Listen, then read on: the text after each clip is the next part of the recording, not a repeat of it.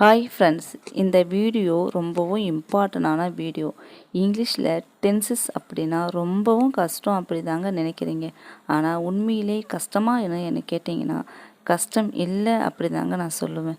டோட்டலாக டென்சஸ் 12 இருக்குது. இந்த 12 டென்சஸில் உங்களுக்கு 3 டென்சஸ் தெரிஞ்சிருந்தாவே போதும். நீங்கள் இந்த 3 டென்ஸை வச்சு லைஃப்பில் இங்கிலீஷில் பேசி சமாளிச்சிட முடியுங்க. அந்த 3 டென்சஸ் என்னென்ன அப்படின்னு பார்ப்போமா வாங்க.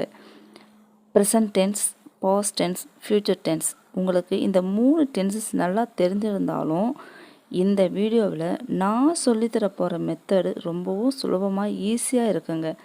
நீங்கள் பிகினர்ஸாக இருந்தீங்கன்னா இந்த வீடியோவை ஸ்கிப் பண்ணாமல் பாருங்கள். ப்ரெசன்ட் டென்ஸ் அப்படின்னா இப்போ நடக்கிற செயலை பற்றி சொல்வது தான் ப்ரெசன்ட் டென்ஸுங்க. நெக்ஸ்ட் ஒன் பாருங்கள், பாஸ்ட் டென்ஸ் அப்படின்னா முடிந்த ஒரு செயலை பற்றி பேசுகிறது தான் பாஸ்ட் டென்ஸ். ஓகேவா? நெக்ஸ்ட் ஒன் பாருங்கள், ஃப்யூச்சர் டென்ஸ் அப்படின்னா இனிமேல் நடக்க போகிறத பற்றி சொல்கிறது தாங்க ஃப்யூச்சர் டென்ஸ். உங்களுக்கு இந்த பேசிக் கான்செப்ட் எல்லாமே புரிஞ்சிருச்சுன்னு நினைக்கிறேன். வாங்க எக்ஸாம்பிள் பார்க்கலாம். இப்போது டைம் மார்னிங் 8 o'clock. இப்போ நான் ஆஃபீஸுக்கு போகிறேன். இந்த நிகழ்வு தான் ப்ரெசன்ட் டென்ஸ் நம்ம சொல்கிறோம். நான் இப்போ உங்களுக்கு புரிகிற மாதிரி தமிழில் டீட்டெயிலாக சொல்லி புரிய வச்சுட்டு ஆஃப்டர் இங்கிலீஷ் சென்டென்ஸை எழுதி ப்ராக்டிஸ் பண்ணலாம். ஓகேவா? இப்போது உங்களுக்கு ப்ரெசன்ட் டென்ஸ் அப்படின்னா என்னன்னு தெரிஞ்சிருச்சா? ப்ரெசண்ட்டில் நடக்கிற செயலை தான் ப்ரெசன்ட் டென்ஸ் சொல்கிறோம். ஓகேவா? வாங்க நெக்ஸ்ட் ஒன் பார்க்கலாம், பாஸ்ட் டென்ஸ். இதுக்கான எக்ஸாம்பிள் பார்க்கலாம் வாங்க. நான் நேற்று காலை 8 o'clock ஆஃபீஸுக்கு போனேன். நல்லா கவனித்து பாருங்கள். நேற்று காலை நான் ஆஃபீஸுக்கு போனேன். இந்த செயல் முடிந்த செயலா, நடக்கிற செயலா, இல்லை இனிமேல் நடக்க போகிற செயலா? சொல்லுங்கள் பார்ப்போம். கரெக்ட். சூப்பராக புரிஞ்சுக்கின்னு நல்லா பதில் சொல்கிறீங்க. முடிந்த செயல் தான். ஓகேவா? சூப்பர். இப்படி தான் நல்லா கவனித்து பதில் சொல்லணுங்க. அப்போ தான் நல்லா ப்ராக்டிஸ் ஆகும், மறக்கவே மாட்டீங்க. ஓகேவா? நேற்று நடந்த செயலை ப்ரெசண்ட்டில் பேசுகிறது தாங்க பாஸ்ட் டென்ஸ். ஓகேவா? நல்லா புரிஞ்சுதா? நேற்று நடந்த செயலை இப்போ பேசுகிறது தான் பாஸ்ட் டென்ஸ். ஓகேவா? ரொம்ப முக்கியமான வீடியோ, கவனமாக கவனிங்க. இப்போது நெக்ஸ்ட் பாருங்கள், ஃப்யூச்சர் டென்ஸ். எப்படி சொல்லலாம்? நான் நாளை காலை 8 o'clock ஆஃபீஸுக்கு போவேன். நாளைக்கு காலையில் ஒரு செயலை செய்ய போகிறீங்க, ஆனால் அந்த செயலை பற்றி இன்றைக்கே பேசுகிறீங்க. டைமை மென்ஷன் பண்ணி சொல்கிறீங்க இல்லையா? இதுதான் ஃப்யூச்சர் டென்ஸ். இப்போ உங்களுக்கு ப்ரெசண்ட்னா என்ன, பாஸ்ட்னா என்ன, ஃப்யூச்சர்னா என்னன்னு நல்லாவே தெரிஞ்சுக்கிறீங்க இல்லையா? இந்த மூணு டென்சஸ் பற்றி.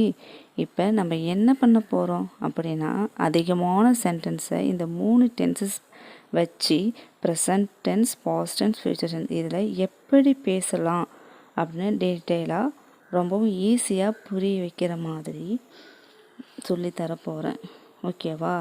இந்த வீடியோவை ஸ்கிப் பண்ணாமல் பாருங்கள். அதுக்கு முன்னாடி நம்ம ஸ்பீக் இங்கிலீஷ் ஈஸிலி சேனலை சப்ஸ்கிரைப் பண்ணாமல் பார்க்குறீங்க அப்படின்னா சப்ஸ்கிரைப் பண்ணிக்கோங்க. வீடியோவை பார்க்குற எல்லோருமே வீடியோவுக்கு ஒரு லைக் பண்ணிவிட்டு பார்க்க ஆரம்பிக்குங்க. ஓகேவா? இப்போ இந்த சிம்பிளான தமிழ் சென்டென்ஸுக்கு நீங்கள் தான் ஆன்சர் பண்ண போகிறீங்க.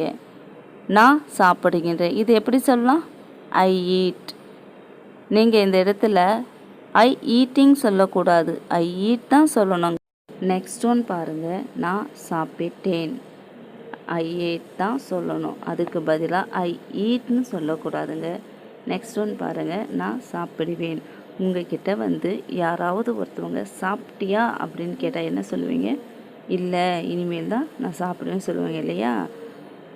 ஆன்சர் தெரிஞ்சிருந்தா கமெண்ட் பாக்ஸில் கமெண்ட் பண்ணுங்கள்.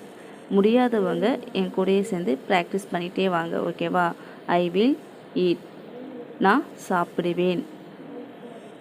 இதுதான் ஃப்யூச்சர் டென்ஸ். ஓகேவா? உங்கள் எல்லோருக்குமே ஒரு சந்தேகம் வந்திருக்கும், எதுக்கு பாஸ்ட் டென்ஸில் ஐ ஏட் போட்டிருக்கேன் அப்படின்னு. ரெண்டாவதாக என்ன சந்தேகம் வந்திருக்கும், எதுக்காக வில் யூஸ் பண்ணுறாங்கன்னு இருக்கும். அப்படியா? அதுக்கான டீட்டெயிலை இப்போ சொல்ல போகிறேன்.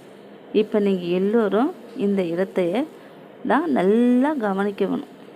ரொம்பவும் முக்கியமான இதை நீங்கள் நல்லா தெரிஞ்சுக்கணும். அதுக்கு பிறகு இருக்கிற எல்லாமே புரிய ஆரம்பிச்சிடும். ஃபஸ்ட்டு சப்ஜெக்ட் அப்படின்னா ஒரு சென்டென்ஸில் ஒரு செயல் நடக்கணும்.